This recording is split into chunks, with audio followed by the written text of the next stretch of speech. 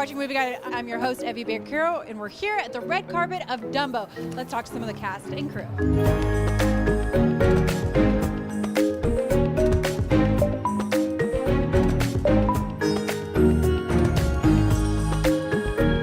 Talk about, why it's important for kids to believe in wonder and miracles and have faith. Life is wondrous, and it's full of things that, depending on who you talk to, are miracles, are acts of coincidence, or whatever. And I know life can be cruel, and we have to live within certain social structures, and it can be boring and dull and tedious, and we can lose our way and then find our way back.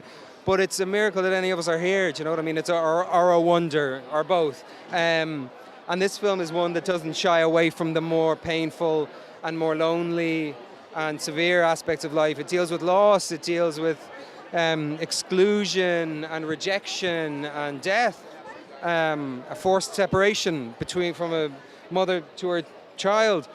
Big themes, but it also does them in a way that I think is understandable and is accessible to kids.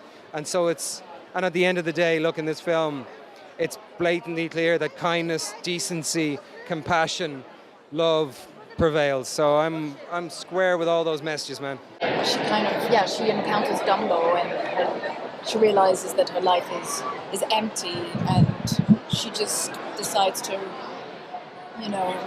help Dumbo and will do anything for him and help him reunite with his mother. So any fun moments or stories, come to mind when you think about your time on set? Seems like everyone got along so well and had a lot of fun. Well, I play this area, so I had to train very intensively. I was terrified of heights, so they were very patient with me, and little by little I gained strength, and we went higher and higher and higher. And I remember one of the first big aerial work I had to do. I was very nervous, and I did my flip in the air, all that, hope for the best. I made it, and everybody applauded, so that was a big day for me. Movies say about, wonder and believing in miracles. All about that. It's all about believing in yourself and having other people embrace the other, the difference that you are, how you are in life. It's facing all that stuff, looking at what's going on in the world today. Talk a little bit about your character. He's bad. He's a mean dude, isn't he? Skellig's a bad guy, yeah. He comes from a good place. I mean, he likes his job. He wants to do it right. He likes his trophies. He likes his shoes, right? He has a thing about shoes. Yeah, especially boots made from certain animals.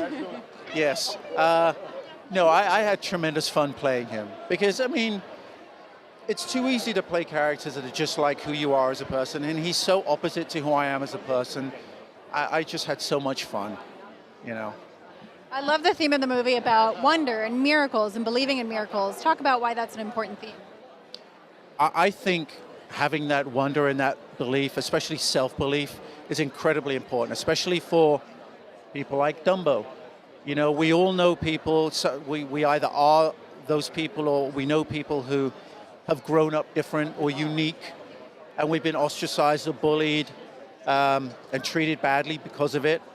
And it's a way of us finding a way of turning that negativity into something positive, using that uniqueness to do good things for yourself and for others.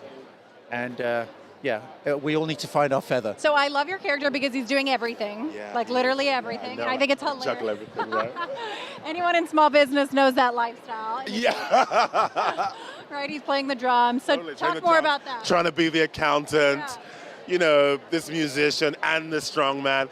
That's what I loved about it, that he was this character in this poor circus, couldn't afford a real accountant, couldn't afford a real drummer. As an actor, it was really scary because I got on set and I had just 6 weeks to learn to drum. I'd never drummed before, never. But I'd done a show called Santa Clarita Diet where I had to learn how to play the guitar and sing. And I did it. I managed to do it, and it looks really great. So I felt great if I just get the training. And so when I saw some of the shots, I haven't seen the whole movie, but when I've seen it, I've gone, oh my God, I look like a drummer. So I love this concept of, getting over your insecurities, and I think it's a great concept for kids. Can you talk more about that? Yeah, that was the core message of the original film, that we really tapped into when Aaron Kruger, the screenwriter, brought the idea to me. That was the thing that we felt like was most important to be able to communicate in our film. It's a timeless message, but it happens to also be very timely right now.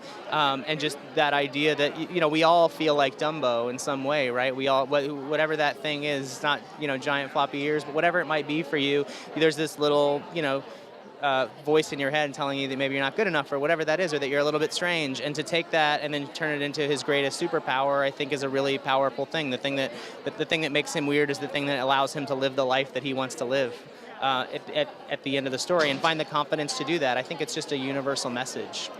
And I like that this one's a little, you know, it's a little different than the original. How was that process of finding what to do? It was we in looking at the original film, it was obviously all took place with the characters within the circus, were all circus animals. And when we decided to make it in live action, it felt like, well, two things. One, it just gave us the opportunity to bring in more of the human story. And we thought, you know, well, what would that human story be, and how would an audience react to an elephant flying for the first time? That was the big question. That it felt like the original film, as wonderful as it is, it felt like when it was done, like, what if you could know anything else? What would you want to know? And we're like, well, how does the world react? He flies at the very end of the film publicly.